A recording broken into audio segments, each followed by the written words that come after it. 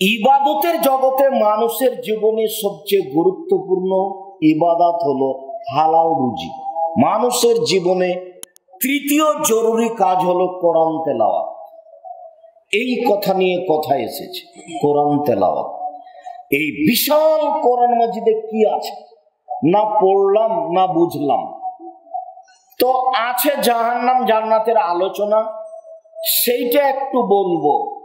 মানুষের জীবনে চতুর্থ জরুরি কাজ, দুইজন যেখানে বসে আছে সেখানে না বসা,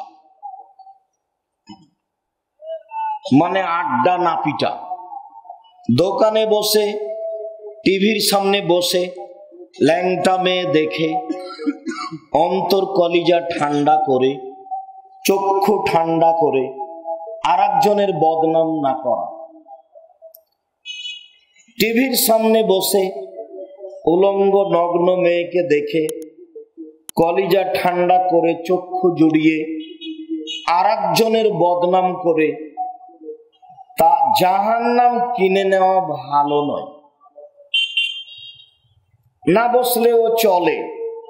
কই আমরা তো কোনো দিন দোকানের সামনে বসিনি, কোনো দিন নয়। আছি তো আমরা, চলছে তো। আমি আমার জীবনে কোনোদিন বসিনি। আমি তো চায়ের স্টলে কোনোদিন বসে চা পান করিনি। আমার মা বাড়ি থেকে বের হওয়ার সময় বলতেন, দোকানে বসিও না, প্রাইভেট পড়ায় না, দাওয়াত খায়ও না, কাউকে বন্ধু হিসাবে গ্রহণ করিও না। এই চারটা কথা বলতেন। তো আমরা আগে থেকে এইটা করার চেষ্টা করি, অন্তত দোকানপাটে বসি না। আর আপনি কেন যে আড্ডা পিটেন, দোকানে বসে চা খানার গল্প করেন, মানুষের বদনাম করেন। বদনাম যে খুব খারাপ কাজ। যদিচ মৌলানা সাহেবের বদনাম ছাড়া চলেই না, আপনার তো চলে না, চলেই না।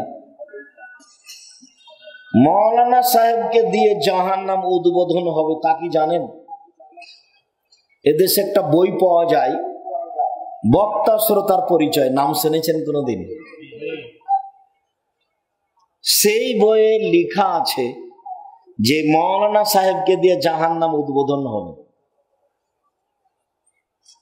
জান্নাত কাকে দিয়ে উদ্বোধন হবে এই কথা বলা হয়নি, তবে বলা যেতে পারে যে সর্বপ্রথমে জান্নাতে প্রবেশ করবেন মুহাম্মদ সাল্লাল্লাহু আলাইহি ওয়াসাল্লাম।